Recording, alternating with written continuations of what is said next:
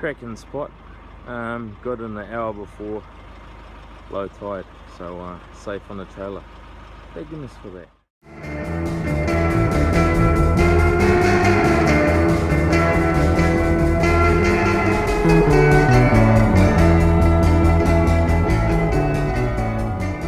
Happy Homebrew Wednesday. The only thing better than a Tuatara Pale Ale was actually a beer by Tube Dinos, and this is the Brewdog clone. It is the Dead Metaphor Oatmeal Stout. That's bottled 20th of the 7th, so yeah, should have had a good bit of age on it, and yeah, very lucky to get hold of one of Tube Dino's beer. So yeah, I thought I'd give that a crack tonight. Alright, so enough talking, let's get it poured up in the glass. I was just reminiscing about the SJ Pour Challenge. It seemed like weeks ago. Good hiss there. So well carbonated.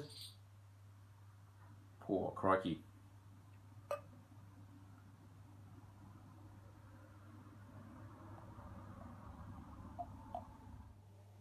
So yeah, there's some good carbonation in there. Really quick bubbles screaming to the surface. I just yeah, that aroma. I've almost got like a hint of kind of like Cocoa Pops or something. That's kind of there's the lactose in there. There's a couple of types of chocolate. There's crystal, and there's some coffee in there, and the cacao nib. So all that's kind of contributing to like Cocoa Pops. I'm getting kind of flashbacks from eating them on the boat as a child. There's just a single bittering edition there of Magnum, which I haven't used, so I'm not going to pretend to know anything about Magnum, except for I know it's a real gutsy bittering hop. Yeah, it's just got a really fluffy chocolate. It's not like a real dark chocolate. It's almost like a milk chocolate aroma. Yeah, I think it's only about 5 or 6%. So it's he knocked down the original ABV, which was meant to be 6.8, which is a bit of an ass kicker. So yeah, enough rabbiting. Let's get into it.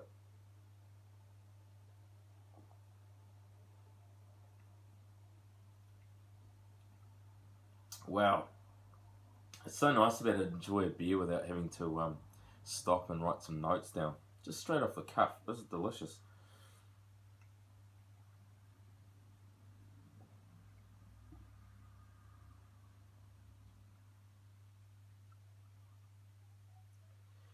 Yeah, it's without being too thick, it's got a really nice body throughout. Getting the roast notes, they're not sticking out, they're just almost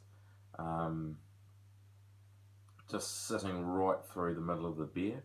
I've had a previous couple of beers where it's just stuck out right at the end or initially, and it's kind of been a little bit disturbing, but this is just roast right throughout.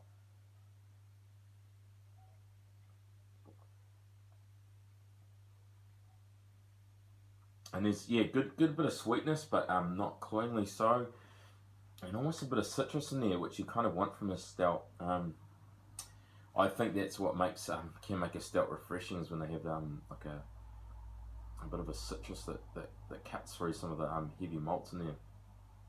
So cracking beer, Dino. I'm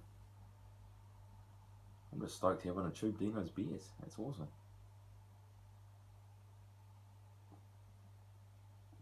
Anyway, I'm going to enjoy that at my leisure. I've been doing some marking, so I thought I deserved that. What else is going on? I've been brewing up a double. Got a little bit of footage of that to show you tonight. Yeah, anyone who's brewed a double out there, let me know how it ages. I've done a little bit of reading, and it just says basically lager it because it's full of Pilsner. So leave that for another month at least, and then some people are saying don't even touch it for about 3 months. It's quite boozy, but not too boozy. I think it finished up about 6.4%. Yeah, I have a little gravity sample over here. I drank a little bit, so the poor old glass is sticking to the bottom of it. But yeah, it's starting to clear out a little bit, but it's from a shaken keg as well. I was trying to force carbonate it, but yeah, it's a really nice colour, and it's got a bit of raisiny going on and a bit of biscuit. But I think I'm just going to leave it. It does taste a little bit boozy. Fermentation, I've done exactly what the Abbey Ale yeast said, and I've left it in the fridge at 21 degrees and just let that ferment out.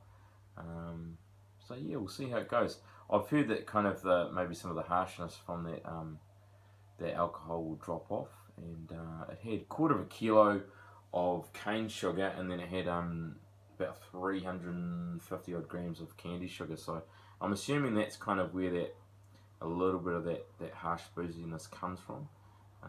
It's either improper fermentation or I think just throwing a shit ton of sugar at it, which is what happened. So yeah, looking forward to that. Might do a bit of a tasting a month in, I think, but way too early.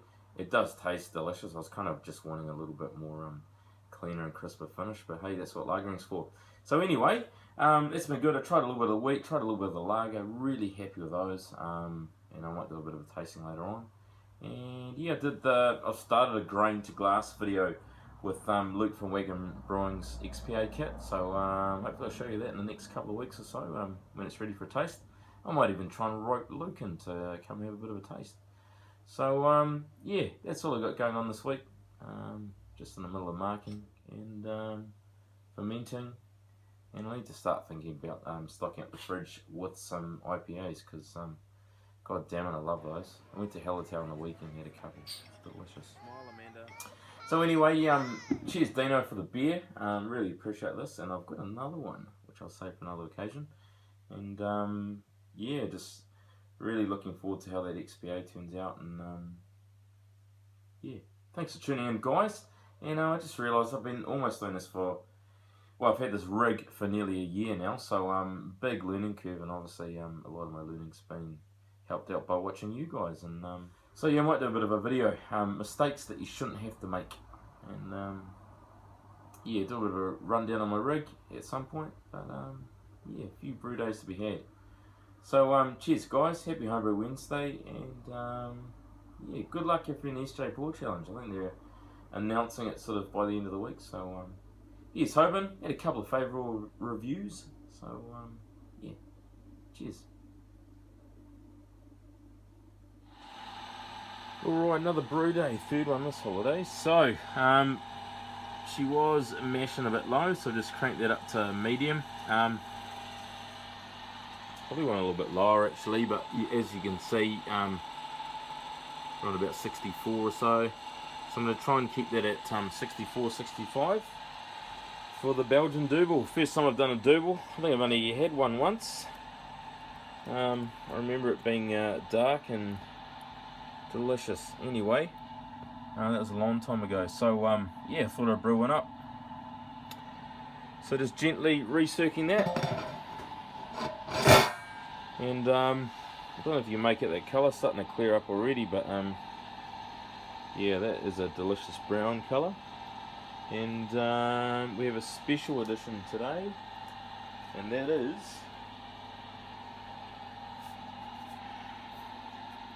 the Belgian candy syrup. So I need most of that, so quite keen to have a jam on that, get a bit of a sugar hit. So yeah, Belgian beer, here we come.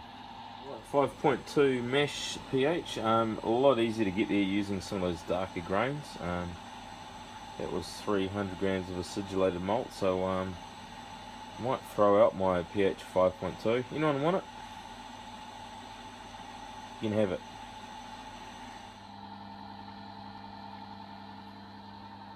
Alright, in goes the Belgian candy sugar. 360 grams of that, which is pretty much most of the bottle. So she's going to be some pretty sticky black liquid. Hopefully it won't have any issues though with scorching, but yeah, we'll see how we go. That is a sticky looking brew. Anyway, in goes 70 grams of Tettnanger, which sounds like an awful lot for a 60-minute boil, but according to my little packet here, they're only 2.1%, so it must have been a pretty crappy harvest in Europe. So yeah, very low noble hops, so low alpha acid. So I want to bung a bit more in and try and aim for about 20 odd IBU. Sunday Arvo, wind's just getting up.